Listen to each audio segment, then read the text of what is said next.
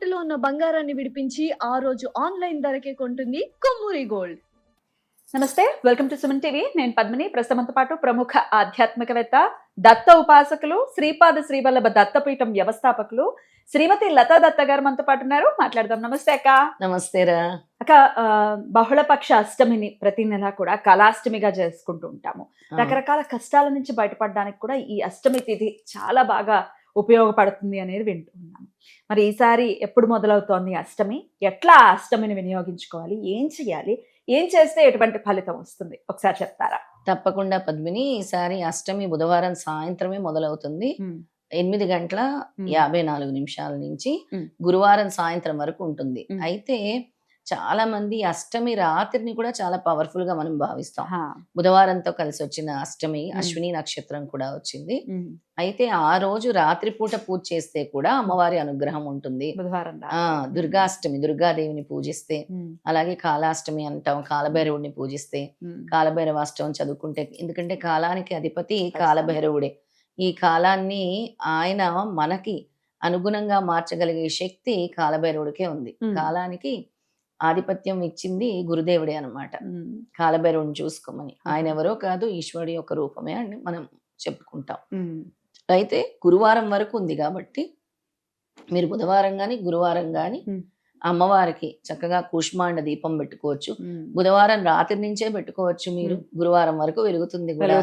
అది గుమ్మం బయట పెట్టుకుంటే మీ ఇంట్లో ఉండే నెగిటివ్ ఎనర్జీస్ అన్ని కూడా పోతాయి. మంచి గుమ్మడికాయ, బూడిది గుమ్మడికాయ 2 ముక్కలుగా చేసి దానిలోని గుజ్జంతా తీసేసి గుమ్మం బయట ఆ రోజు రాత్రి గనక దీపం వెలిగించుకుంటే, ఇస్తర్లో మీరు కొద్దిగా ఏదైనా నిలబడటానికి, గుమ్మడికాయ నిలబడితే పర్వాలేదు, లేదా నిలబడటానికి కొద్దిగా బియ్యం పోసుకోవచ్చు, నవధాన్యాలు పోసుకోవచ్చు. వేసి అందులో నల్ల నువ్వులు గాని లేదా ఆవ నూనె గాని, నల్ల నువ్వుల నూనె, ఆవ నూనె గాని నల్ల నువ్వుల నూనె గాని వేసి దీపం వెలిగించుకోండి. చిన్నవైనా తెచ్చుకోవచ్చు అక్క. చిన్నవి కూడా తెచ్చుకోవచ్చు. అలా పెట్టుకుంటే ఇది చండీ హోమం చేసిన ఫలితం, చండీ మాతకి చేసినట్టుగా అన్నమాట. కూష్మాండదేవి శాంతిస్తుంది. అద్భుతం. కూష్మాండదేవి మనని అనుగ్రహిస్తుంది అన్నమాట. ఎన్ని ఒత్తులు వేసి పెట్టమంటారు? 2 ఒత్తులు కలిపి వేసుకోవచ్చు. 2 ఏక ఒత్తి ఎప్పుడు పెట్టకూడదు. 2 వేసి పెట్టుకోవాలి.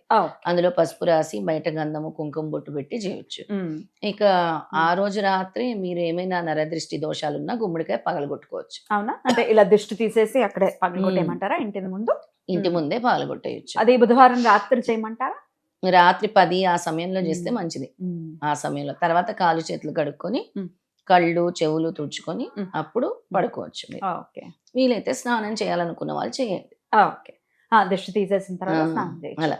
ఆడవాళ్ళు మాత్రం గుమ్మడికాయ పగలగొట్టకూడదు, మగవాళ్ళు మాత్రమే పగలగొట్టాలి. అది గుర్తుపెట్టుకోండి.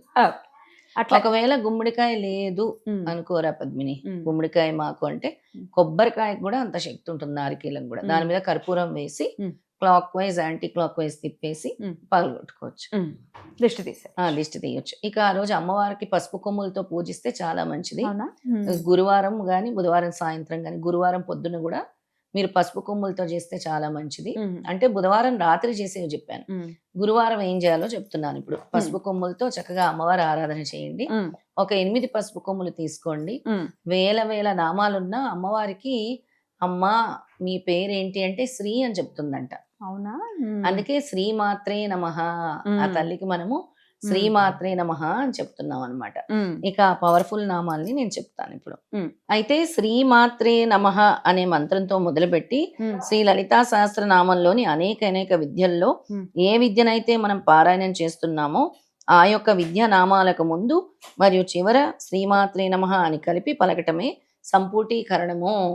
ఇప్పుడు నేను చెప్పే 8 నామాల్లో శ్రీమాత్రే నమః అని కలిపి, ఆ నామం కలిపి మళ్ళీ శ్రీమాత్రే నమః అనాలన్నమాట. ఈ పారాయణాన్ని అందరూ చేసుకోవచ్చు మరియు ఎటువంటి నియమాలు లేవు. ఆధ్యాత్మిక దృష్టిలో ఎన్నిసార్లు చేయాలి మరియు ఎన్ని రోజులు చేయాలి అనే ప్రశ్నలే తప్పు. అంటే ఇది నేను అష్టమికి అని చెప్పాను, ప్రతి అష్టమికి చేసుకోవచ్చు, ప్రతి శుక్రవారం కూడా చేసుకోవచ్చు అనమాట. దైవారాధనలో మనము చేయాల్సినంత చేయలేము, కానీ మనకి అమ్మవారు ఒకటి ఇస్తుంది అని అంటే దాన్ని పట్టుకోవడం ముఖ్యం. అయితే ఇప్పుడు ఆ మంత్రాలని చెప్తాను. 8 నామాలక? 8 నామాలు.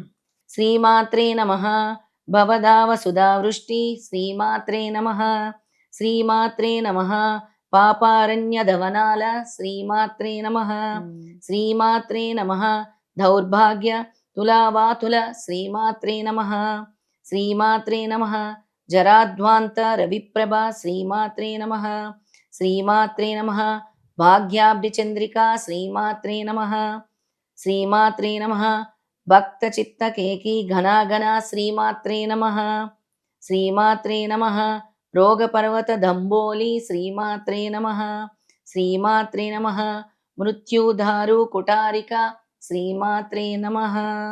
ఈ 8 నామాలు చదివి శ్రీమాత్రే నమః అని అటు ముగించాలి. ఇటు కూడా చక్కగా జటలాగా అల్లుతున్నారు, మధ్యలో నామాలు ఉన్నాయి. శ్రీమాత్రే నమః అని Right. ముగించాలి. Right అక్క. ఇలా ఈ 8 నామాలు కూడా అత్యంత శక్తివంతమైంది లలితా సహస్రనామంలో. దీని సంపూర్ణీకరణ శ్రీమాత్రే నమఃతో కలిపి శ్రీమాత్రే నమఃతో ముగించాలి. ఓకే, అద్భుతం అక్క. అలా ఒక్కసారి చేయమంటారా? ఇన్ని సెట్స్ అని ఏమైనా చెయ్యాలా? అలా మనము Hmm. 8 నామాలు కాబట్టి Hmm. 8 into 8 టైమ్స్ చేసుకోవచ్చు. ఉమ్, సెట్ Hmm. 8 into 8 టైమ్స్ చేసుకోవచ్చు. రైట్. 8 సార్లు చేసుకుంటే మంచిది. మంచి ఫలితం వస్తుంది. అద్భుతం అక్క, చాలా చక్కగా తెలియజేశారు. ఖచ్చితంగా ఈ అష్టమి తిథుల్ని పట్టుకున్నప్పుడు వచ్చేటటువంటి ఫలితం కూడా చాలా ఉత్కృష్టం చాలా. అసలు. అంటే చాలా మంది అంటారు ఉమ్, చాలా నాకు అంతటి పూజలు చేసినా గానీ అమ్మవారి అనుగ్రహం దొరకట్లేదు, ఉమ్, ఏంటో ఈ దారిద్రం నన్ను వదలట్లేదు, ఏంటో ఈ దౌర్భాగ్యం నన్ను వదలట్లేదు ఆ. అని చాలా మంది బాధపడుతూ ఉంటారు. ఉమ్, అలాంటి మాటల్ని తిప్పి కొట్టేస్తుంది అమ్మ. ఉమ్. ఎలా అంటే ఏదైనా బాధ వస్తే ముందు ఎవరికైనా గుర్తొచ్చేది ఎవరు? అమ్మవారు కన్న అమ్మే. తల్లి. ఉమ్, అమ్మ అమ్మ అవును. అమ్మ ఉంది, అమ్మ ఉంది, అమ్మ ఉంది అనుకుంటే మన పక్కనే ఉంటుంది. ఉమ్, ఈ నామాలు చదవటం వల్ల అమ్మ సంతృష్టి చెందుతుంది. Right. ఆవిడకి ఎంతో ఇష్టమైన మొత్తం లలితా సహస్రనామంలో ఎంతో పవర్ఫుల్ అయినటువంటి 8 నామాలు. అద్భుతం. ఇందులో మృత్యు గురించి ఉంది, రోగం గురించి ఉంది, ఉమ్, అదృష్టం గురించి ఉంది, సౌభాగ్యం గురించి ఉంది, అన్నిటి గురించి రైట్, చక్కగా చదువుకోవచ్చు. చదువుకోవచ్చు. అద్భుతంగా తెలియజేశారక. ఖచ్చితంగా ఇది మన వాళ్ళందరూ కూడా దీన్ని చక్కగా అడాప్ట్ చేసుకుని డెఫినెట్ గా ఆ కష్టాల నుంచి బయటపడాలని మనస్ఫూర్తిగా కోరుకుంటూ thank you so very much అక్క. నమస్తే. నమస్తే.